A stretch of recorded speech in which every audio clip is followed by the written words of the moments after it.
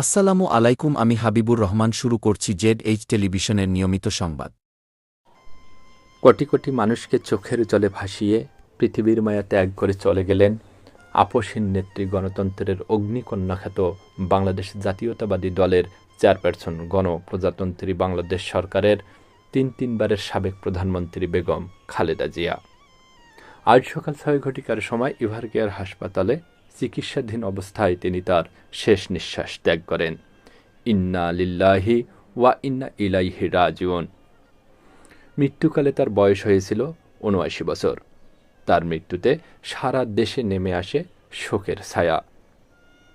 বাংলাদেশ জাতীয়তাবাদী দলের কেন্দ্রীয় ঘোষিত কর্মসূচি অনুযায়ী বিএনপির রংপুর জেলা শাখার কার্যালয়ে দিনব্যাপী কোরআন তেলাওয়াত ও দুপুরে মরহুমার আত্মার মাগফিরাত কামনা করে দোয়ার আয়োজন করা হয়।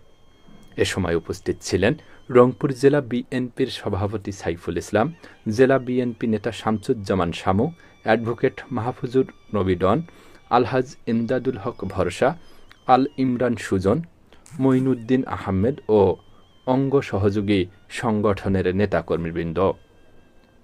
Nesaruddin Ahmed, news desk, Z television.